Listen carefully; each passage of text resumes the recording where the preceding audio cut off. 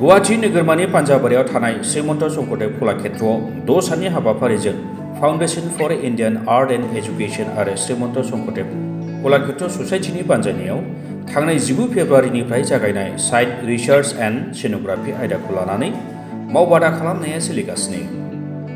मावबादाया बोहैथि दाननि 24 अक्ट'आव जोबगोन। बे मावबादाखौ बेखेवनानै होदोंमोन श्रीमन्त शंकरदेव कलाक्षेत्रनि लेङाइ मासिगिरि जितुल सनवाल बिथाङा। इसिं आब्रुथियारि महर सोरजि मावबादाखौ आसाम आरो अरुणाचल प्रदेशनि गुबुन गुबुन आर्ट कलेजनि फरायसाफोरखौ लानानै खुंनाय जादों। मावबादाखौ दैदेनदों सोनाब बंगनि शान्ति निकेतन विश्व भारती कला भवननि पेइन्टिं बिफाननि एस'सिएट प्रफेसार सनशाइन घोष बिथाङा।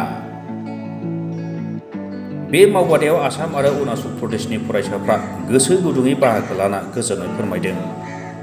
मावबादानि बिथिङाव एस'सिएट प्रफेसार सनशाइन घोष आरो बाहागो लानाय फरायसाफ्रा ओरैबायदि फोरमायो।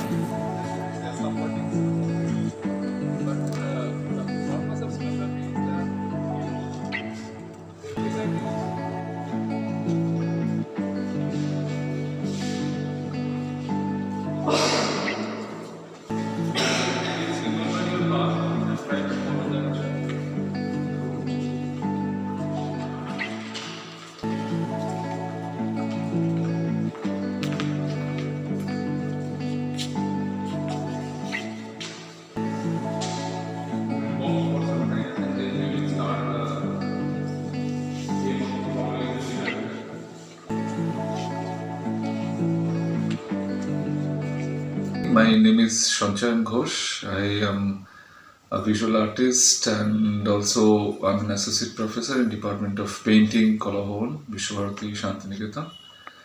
I am here in Shankardeva Kalakshetra to conduct a workshop on site research and scenography. This workshop is supported by Foundation for Indian Arts and Education.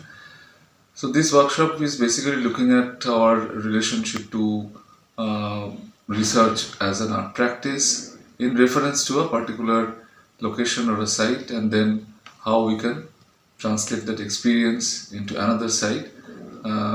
And this is done with different students of art colleges of Assam and Arunachal Pradesh. So we are working together to explore research as a collective way of engaging in contemporary art practice. Thank you. 6 daysनि वर्कशपआव फैनानै मोजाङानो मोनदों। दिनै 3rd day आगोलाव बिदि मोनफेराखैमोन। एबार आंनि first experience मोजाङानो मोनगासिनो। सानथाम दंबावो नायबावनोसै माबायदि एक्सपिरियेन्स।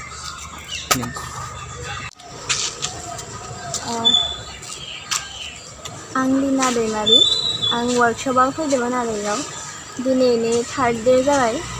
वर्कशप सनशाइन घोष सारनि खालामदों वर्कशपखौ। ओमफ्राय बे वर्कशपआ साइट स्पेसिफिक आर्टनि माने साबजेक्टनि लानानै वर्कशपखौ स्टार्ट खालामदों सारा। ओमफ्राय दासिम प्रेजेन्टेसन ओमफ्राय बेनि डिफिनेसन इन्ट्रडाक्सन मा दङ आरो बेनि बेसखौ माने जोंनो सारा खोन्थाबाय, एक्सप्लेनेसन होबाय। आरो जोंनिया एक्सप्लोरेसनाबो थांदोंमोन आरो एक्सप्लरिंनि बे साइट लकेसननि जा दङ आरो बेखौ लानानै जों एक्सप्लर खालामदों। आरो बे कलाक्षेत्रनि मिउजियामखौ दिनै नायबाय। बे नायनानै बे स्पेसिफिक आर्टनि जा बेस खालामदोंमोन बा स्पेसनि थाखाय लानानै बेखौनो सारा माने दिन्थिदों आरो दिनखौ। Currently I am pursuing fine arts in Rajiv Gandhi University and I came from there only. अभी जो यहाँ वर्कशॉप चल रहा है 6 days का, काफ़ी अच्छा लग रहा है। मतलब बीच बीच में कन्फ्यूजन तो क्रिएट हो रहा है बट सोल्यूशन भी शायद निकल जाए। and I'm enjoying it. Thank you. My name is Michita sir. I'm from Arunachal and I have come here at Kalakshetra for the workshop by Sunshine Boss, and the experience regarding the workshop is like quite new actually. It's a very different workshop unlike any else that I have ever participated. So this this new experience is leading me to learn so much more, and I'm really excited to learn more. Okay, thank you.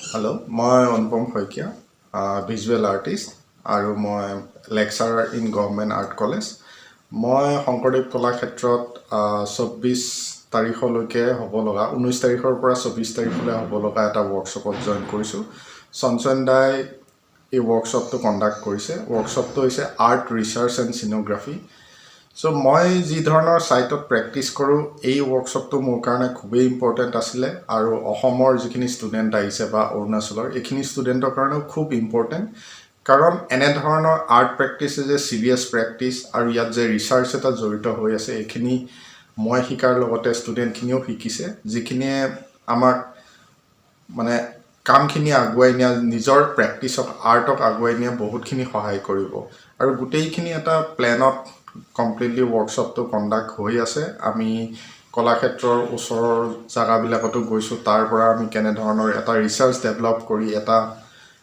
নতুন ধৰণৰ চিনোগ্ৰাফিক practice বা contemporary art প্ৰেক্টিছত লৈ যাব পাৰোঁ সেই ধৰণে এটা workshop এটা ইয়াত হৈ আছে ধন্যবাদ আজি তৃতীয় দিন ৱৰ্কশ্বপত আহি পেলাই ভাল লাগিছে আগতে এনেকুৱা পোৱা নাছিলোঁ এতিয়া আহি পেলাই কিছুমান নতুন বস্তু শিকিব পাইছোঁ সাইট আৰ্টৱৰ্ক কেনেকুৱা হয় তাৰপিছত চিনোগ্ৰাফি কেনেকুৱা হয় এইটো অলপ আভাস পাইছোঁ বুলি ভাবোঁ ৱৰ্কশ্বপটো বহুত ইনফৰ্মেটিভ হয় নতুন নতুন কথা জানিব পাইছোঁ আৰু আগলৈ এনেকুৱা ৱৰ্কশ্বপ আৰু এটেণ্ড কৰিব পাম বুলি আশা থাকিল থেংক ইউ